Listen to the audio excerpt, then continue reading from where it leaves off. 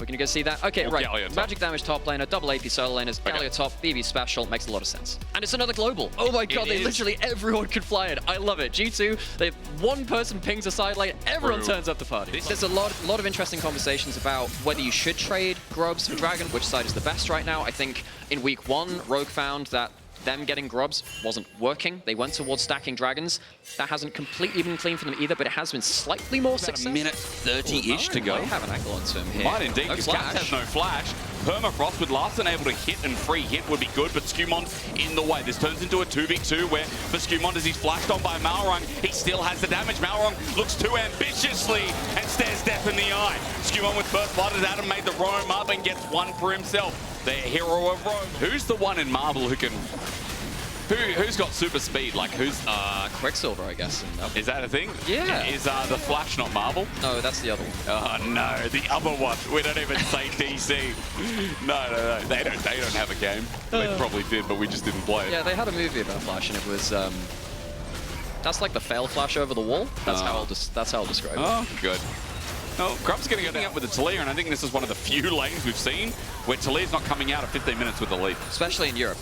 Oh, yeah. In Europe, I think... It's going to be taken up by G2's top laner while Rogue are focusing on the Herald for now. Vision. Caps is indeed. He gets shuffled back and caught out. Caps. The kill going over towards Rogue. BB's getting a lot of value. It really is. And again, I mean, this Galio, when you have double AP solo laner, the value is only going to be immense. Rogue are going to get some gold themselves. It's going to be shared, but at the very least, turret goes down. And that equals up the gold somewhat. But remember, G2 are going to be Dragon stacking here in this game after the Cloud.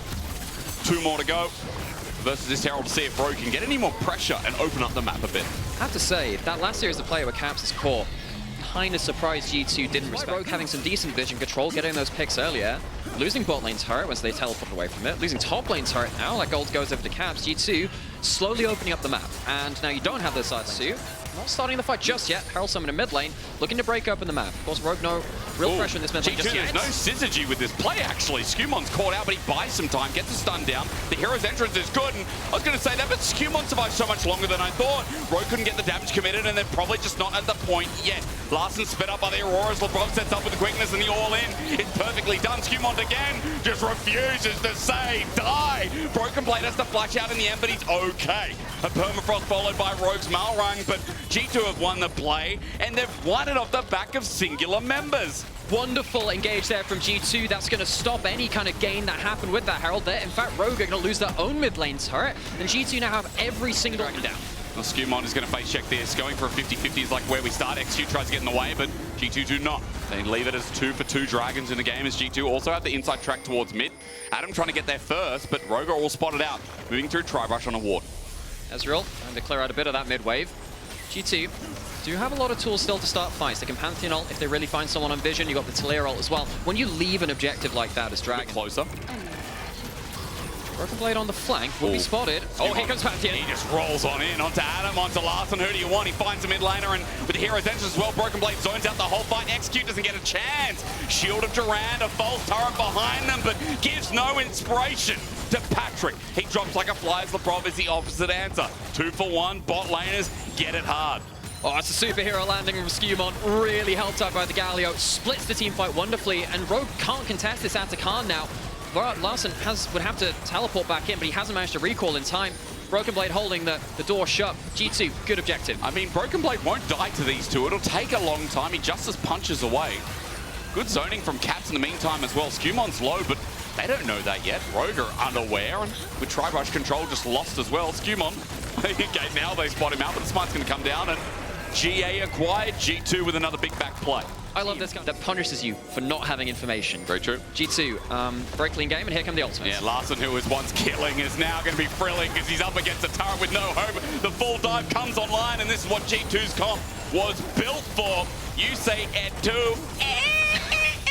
I say G2 are still cleaning house. Clean use of the ultimates. G2 punish Rogue for sending people to too many different parts of the map. Larson had no backup. And of course, they have the Atacant to make sure it's extra super safe as well. Malrung's even trying to split push in the mid lane, because what else can he do? He can maybe head over towards the Baron, but without the Azir, you can't really fight. You're looking for a steal at best. Broken Blade's going to zone. Malrung gets nowhere near it. At level 13. It's a level and a half down, and you just see how hard it is for Jungle to play the game. Shield is around, it's going to be a one, only one, but for Broken Blade at half HP, he's taken next to no damage, he's bought time. Execute with the depth charge, but Baron now down. Remember, they still have GA for a little bit, and it's going to be used out. 1 GA down, 200 gold for the cost of... Maybe Patrick can get the mid lane turret, but it feels like it is a very, very slim silver lining. G2, Still G2 running home, even though G2 are a top 2 team. Hey, let's see if they can get into 37 minutes again. They do get themselves G2, the extra chem tech. Of this conversation. I thought it was going to be Sejuani meant to be on the other side. Sejuani is Pumba, for sure. I don't know what Execute is. Wrong game, wrong movie franchise, just doesn't belong there. Dead for a third time in this game as bot turret is going to open up with that pick as well. And here's a Pantheon ult rolling through. Skewmon going to zone off and make sure Piggy goes nowhere. Pumba needs to start singing now. Skewmon blocking some damage from Patrick is nice, but it's all for the turret. Send him away with Cap's ult to use well as LeBron. A good dodge as well because the turret was going to kill it with that Trisha barrage. G2 pushing G2, maybe looking for a chance to pounce. Caps recalling, Dragon being taken would be Soul, and then Talia will look to teleport topside. Well, I mean, Baron's not going down quick enough, so for Rogue, this could be so dangerous. Soul gone, Hansama might not be in, but he's going to be chasing down. Here's everyone jumping in. Pantheon Alden, Baron exposed and stolen!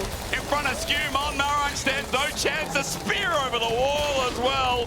Through the heart of Rogue, they run, but how far?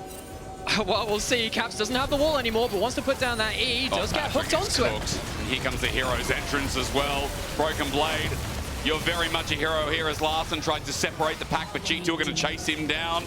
Caps is looking for yet another as he wants his first kill of the game, rather, and Broken Blade going to chase down the remnants. That is Adam. This game in the too hard basket.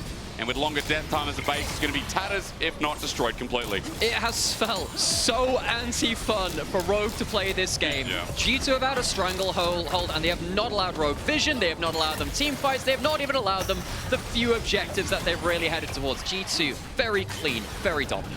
On to the Nexus turrets. I mean, Malrang's up in a second, Patrick up in 15.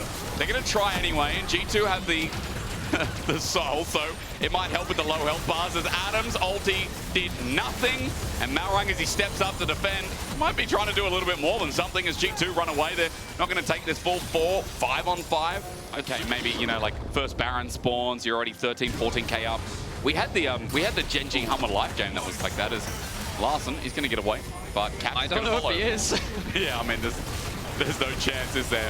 He can do it himself. Skewmon tries to get involved, and with a 4 versus 5 now, Skewmon is now against the wall. Rogue might have an angle, but what angle is there? He's buying so much time. There's a hero's entrance. Skewmon is still alive. In goes Broken Blade, and yeah, Skewmon's going to die. They keep it a little bit competitive, but how do you kill Broken Blade as flying in to save the day is Hansama, and we're back to square one. Take a couple of kills to pad the stats. Hansama, he's going to end 4 kills up, open Nexus, and at 35 minutes, G2 make that slow burn, simmer out. If you're a G2 coach, that is exactly what you want to see. That is